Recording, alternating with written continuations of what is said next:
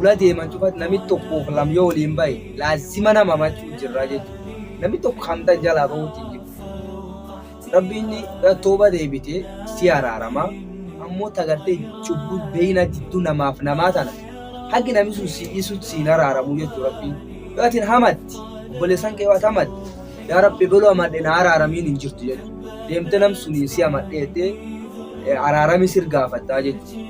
Kanaaf gartee hamtii waan akka malee gartee toobaan isii jajjabduu jechuudha.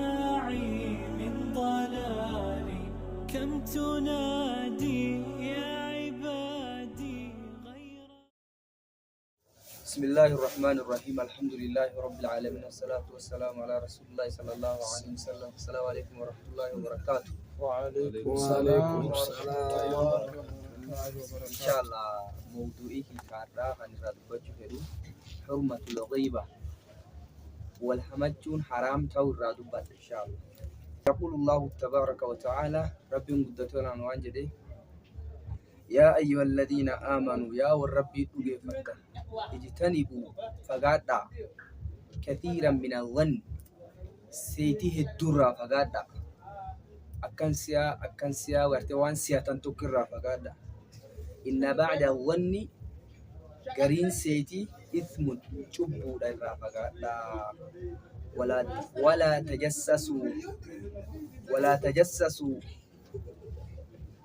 ولا تجسسوا يجون قرتي وللم بساسنا ولا يغتب ولنماتنا بعضكم قرين كيسا بعدا قرين نماتنا هما قرتي وبوانو بوليسي كانكي كاو بوليسي كانكي سبير انجر واني ساينا جيجو وثوني قرتي وان سنلي كيس جراتي اللي واني توسط اللي كيس جراتي دنساي سالي عصون قبضو جيجو أيحب إن جالت أحدكم تكون كيسا أن يأكل نياتو لحم أخيه فون بوليسيسا نياتو جالتا ميتا وبوليسيسا كدوي فون إسا نياتو جالتا فون بوليسكيتي كدو ديسي كجرو نياتو جالت أكاسيتو نمنا ماماتي إيجاتي كارتنا مامات أكنما foon obboleessa kan keetii ka du'i nyaatee cubbuun isaa akkan isaabamti jechuudha. Fakarihtumuuhu in jibbitanii jedha Rabbiin ufumaa deebisi. In jaalattanii foon obboleessa keessanii ka du'i nyaachuu in jaalattanii jedhe fakarihtumuuhu in jibbitanii. Akkas jechuun amma obboleessan keekii waan isaa isa matte akka nam foon obboleessuu fi du'a nyaatee cubbuun akkasitti isaabamti jechuudha. Gartee hamti tunini hamti namitti walamattuun akka malee gartee idduudha jechuudha. Nama ilmi beekuuf ka ilmi hin beeknellee kama kawweta nama mataa jechuudha. Musaajii keessatti walamatan fuula deeman cufatti namni tokkoof lam yoo waliin bahe laazima nama machuu jirra jechuudha. Namni tokko hamtan jalaa bahuutti hin jiru. Yoo eegi keettee kan namni tokko nama lam ta'e bas ebeluun kaan akkas laazima walamatanii jechuudha.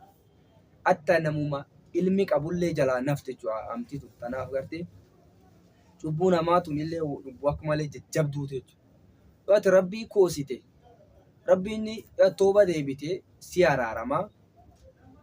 Yoo fedhellee gartee atiin akkasitti jettee rabbiin cubbuu shirkii malee jirtu si araaramuu danda'a. Ammoo tagartee cubbuu beeyna jidduu namaaf namaa tana haqi namni sun si dhiisutti siin araaramu jechuudha Rabbiin. Sababuun haqqi bani aadamii jidduu. Yoo atiin hamatti obboleessan kee waan hamatti yaa Rabbi baluu hamadhe na araaramiin hin jirtu jechuudha. Deemtee nam suniin si hamadheettee araarami sirgaafattaa jechuudha. Kanaaf gartee hamtii waan akka malee gartee toobaan isii jajjabduu jechuudha. Obboleessan kee waan hamattee bir deemtee akkan si hamadhee abboo biraan haa deemu. Yookaan akkan si hamadhu sun naan jedhii jettaanee isirraa halaalfattaa jechuudha. Kanaaf cubbuu waan akka malee guddooti. Cubbuun hamaatu waan akka malee guddoo waan taateef hagi dandeenya xiqqaa dandeenyu tokko irraa of dhowwuu nurraa fedhan jechuudha.